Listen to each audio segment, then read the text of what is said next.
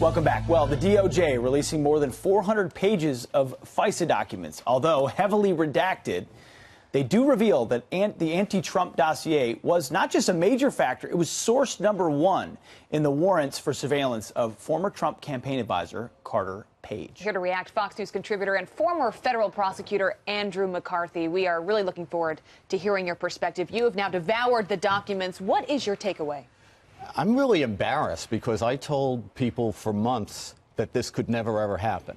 What I told people was that you're not even going to hear about the dossier when we finally learn what's in the FISA warrants, that what the FBI will do is what the FBI always does, which is they'll take 7 or 8 facts that are important, they'll scrub them so that the FBI can verify and corroborate them, and those will be put into the affidavit, and that'll be the only thing you hear about. When you read this thing, it's astonishing.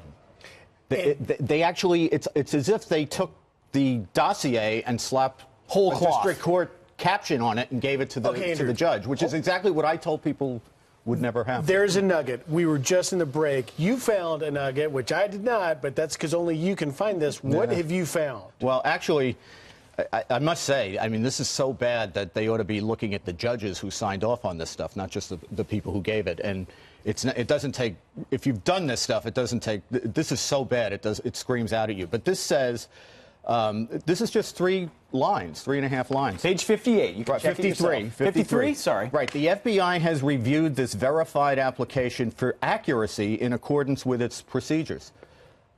They haven't verified it, and it's not accurate.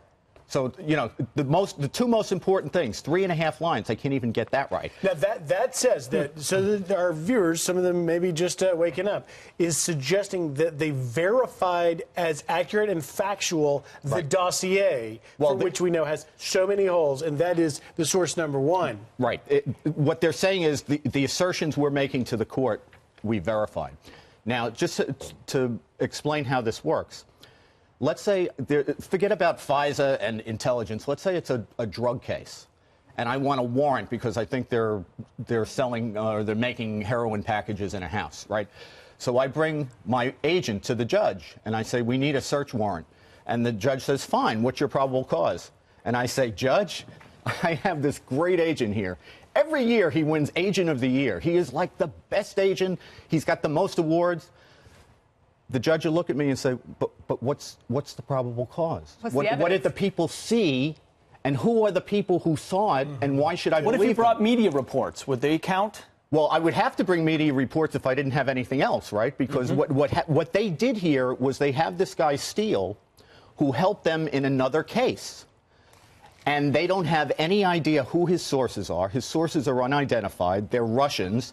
And they themselves are operating on hearsay information. So for the most part, even his sources are not claiming that they saw and heard the things that they're asking the judge to rely on.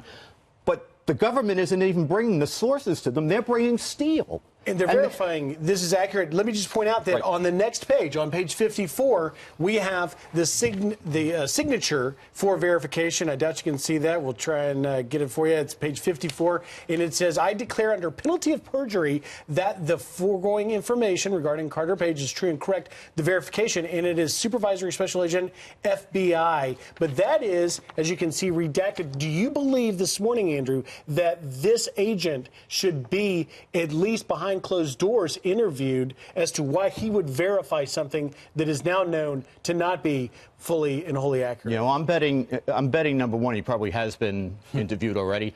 I don't know why they redact the name of the agent, since the names of the judges are unredacted. Why the agent should not be redacted or should be redacted, I don't know. And what I'm sure they would tell you is what I meant when I said it was true and accurate is that this really is what Steele told us.